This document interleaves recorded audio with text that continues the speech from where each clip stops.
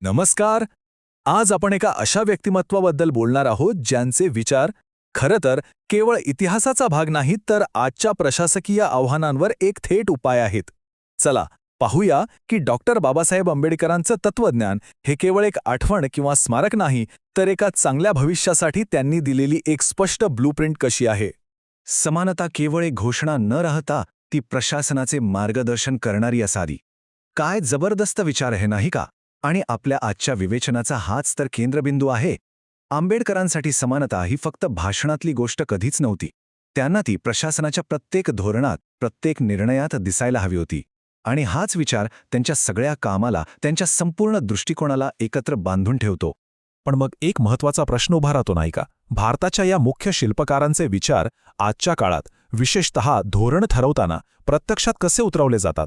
त्यांचं तत्वज्ञान फक्त पुस्तकांमध्येच राहिलंय की आजही प्रशासकीय निर्णयांना दिशा देण्याचं काम करतंय? चला याच प्रश्नाचं उत्तर शोधूया. तर आपल्या या विवेचनाचा पहिला आणि सर्वात महत्त्वाचा भाग आहे सामाजिक न्याय. आंबेडकरांसाठी समाज कल्याण म्हणजे काय होतं? फक्त मदत करणं, दानधर्म? अजिबात नाही. त्यांच्यासाठी ही एक प्रक्रिया होती, एक असं शक्तिशाली साधन जे अनेक पिढ्यांपासून चालत आलेला अन्याय दुरुस्त करू शकतं. आणि हे करताना उपकार नाही तर सन्मान मिळवून देऊ शकतं. आंबेडकरांचा यावर ठाम विश्वास होता की सरकारचं काम फक्त कायदा सुव्यवस्था सांभाळणं नाहीये, तर समाजात जी असमानता खोलवर रुजलेली आहे त्यावर थेट हल्ला करणं हे सरकारचं, राज्याचं मूलभूत कर्तव्य आहे. म्हणजे ही एक ॲक्टिव्ह जबाबदारी आहे, फक्त बघत बसण्याची भूमिका नाही. बरं, मग हे तत्त्व प्रत्यक्षात कसं दिसतं? चला काही उदाहरणं पाहूया. स्रोतलेख आंध्र प्रदेशातल्या काही धोरणांकडे आपलं लक्ष वेधतो, जसं की नाडू नेडू योजनेतून सरकारी शाळांचा दर्जा उंचावणं किंवा संधींची दारं सगळ्यांसाठी उघडी व्हावीत म्हणून इंग्रजी माध्यमाचं शिक्षण देणं आणि आरोग्य सेवेचा विस्तार करणं, जेणेकरून वैद्यकीय खर्चाच्या ओझ्याखाली कोणीही दबलं जाऊ नये. ही सगळी धोरणं खरं तर सन्मानाच्या दिशेने टाकलेली पावलं आहेत असं म्हणता येईल. पण थांबा, गोष्ट फक्त कल्याणकारी योजनांवर थांबत नाही. आंबेडकरांना हे पक्क माहीत होतं की सामाजिक न्याय हा आर्थिक प्रगतीशिवाय अपूर्ण आहे. त्यांच्या मते खरा बदल तेव्हाच येतो जेव्हा आर्थिक प्रगती होते, कारण आर्थिक प्रगती फक्त विकास नाही करत, तर समाजातली ती जातीय उतरंड, ती पिढ्यानपिढ्यांची गुलामगिरी याला तोडण्याचं सामर्थ्य ठेवते. आणि यासाठी आंबेडकरांनी एक दुहेरी दृष्टिकोन मांडला होता. एकीकडे शहरांमध्ये औद्योगिकीकरण झालं पाहिजे, जेणेकरून लोकांना त्यांच्या गावाकडच्या पारंपरिक अन्यायकारक सामाजिक चौकटीतून बाहेर पडायची एक संधी मिळेल. आणि त्याचवेळी दुसरीकडे ग्रामीण भागाला इतका मजबूत पाठिंबा दिला पाहिजे की तिथल्या लोकांचं जीवनमान सुधारेल आणि ते आर्थिकदृष्ट्या सक्षम होतील. आता याच विचाराला धरून स्रोतलेखात आंध्र प्रदेशातल्या काही औद्योगिक उपक्रमांचा उल्लेख आहे. उदाहरणार्थ, राज्याची जी लांबलचक किनारपट्टी आहे तिचा उपयोग करून बंदरं विकसित करणं, नवीन मासेमारी बंदरं उभी करणं आणि आधुनिक लॉजिस्टिक्सच्या पायाभूत सुविधा निर्माण करणं. या सगळ्याच्या मागे एकच उद्देश आहे, जास्तीत जास्त आर्थिक संधी निर्माण करणं. आणि ग्रामीण भागाचं काय? तिथे शेतकरी भरोसा केंद्र म्हणजेच आरबीकेची संकल्पना समोर येते.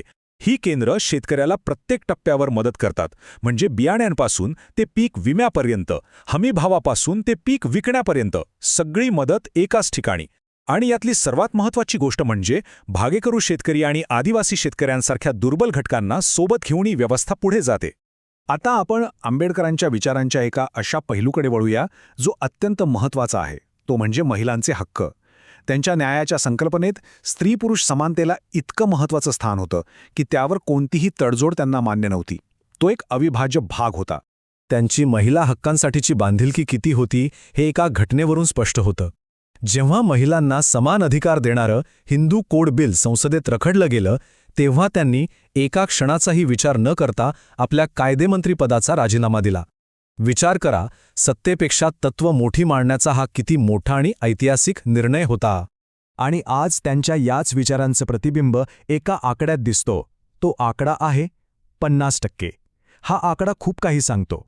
स्रोतलेखानुसार आंबेडकरांच्या याच विचारांचं प्रतिबिंब आजच्या काही धोरणांमध्ये दिसतं, जसं की स्थानिक स्वराज्य संस्थांमध्ये आणि नामनिर्देशित पदांवर महिलांसाठी थेट 50% आरक्षण किंवा कल्याणकारी योजनांचे पैसे सरळ महिलांच्या बँक खात्यात जमा करणे.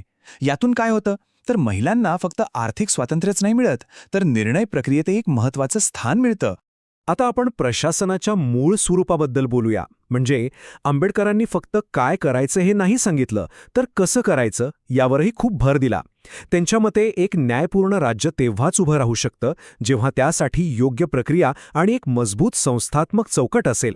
इथे 2 प्रशासकीय पद्धतींमधला फरक खूप स्पष्ट दिसतो. एका बाजूला आहे व्यक्ती आधारित प्रशासन, म्हणजे एका व्यक्तीच्या मर्जीवर चालणारं राज्य, आणि दुसऱ्या बाजूला आहे संस्था आधारित प्रशासन, जे कायद्याच्या राज्यावर चालतं. आंबेडकरांनी व्यक्तिपूजेच्या धोक्याबद्दल कायमच सावध केलं होतं, कारण त्यात अधिकारांचा गैरवापर होण्याची शक्यता खूप असते. याउलट त्यांनी संस्था आधारित प्रशासनाचा पुरस्कार केला, जे कायद्याच्या राज्यावर चालतं, घटनात्मक नैतिकतेनुसार चालतं. म्हणजे फक्त कायदा पाळणं नाही, तर संविधानाची जी मूळ भावना आहे, न्याय आणि समानता, त्यानुसार वागणं. आणि हेच खरं तर लोकशाहीचं रक्षण करतं. तर मग आंबेडकरांना आठवायचं कसं? फक्त पुतळ्या उभारून किंवा जयंती साजरी करून, की त्यांच्या विचारांना खरंखुरं प्रत्यक्षात उतरवून? त्यांच्या वारशाचा खरा अर्थ यातच दडला आहे. स्रोत लेखात विजयवाडाच्या सामाजिक न्यायाच्या पुतळ्याचा उल्लेख आहे. तो इथे खूप महत्त्वाचा ठरतो. लेखात म्हटल्याप्रमाणे अशी स्मारकं ही फक्त दगडविटांचं बांधकाम नसावेत, तर ती आंबेडकरांच्या समानता आणि न्यायाच्या विचारांप्रती असलेल्या आपल्या सगळ्यांच्या सततच्या वचनबद्धतेचं प्रतीक असायला हवीत. आणि या संपूर्ण चर्चेतून आपण एक महत्त्वाचा निष्कर्ष काढू शकतो. तो म्हणजे सामाजिक न्याय हे एखादा स्टेशन नाहीये जिथे आपल्याला पोहोचायचंय. तो एक न संपणारा प्रवास आहे. समानता, समावेशकता आणि संधी यांचा परीघ सतत मोठा करत राहण्यासाठी आपल्याला कायम प्रयत्न करत राहावं लागेल. आणि जाता जाता हा एक प्रश्न आपल्या सगळ्यांसाठी. जसजसा काळ बदलेल, नवी आव्हानं आपल्यासमोर येतील, तेव्हा डॉक्टर आंबेडकरांचे विचार भविष्यातल्या प्रशासनाला दिशा कसे देत राहतील? आणि सर्वात महत्त्वाचं म्हणजे हा वारसा पुढे नेण्याची जबाबदारी नक्की कोणाची आहे? विचार करण्यासारखी गोष्ट आहे, नाही का?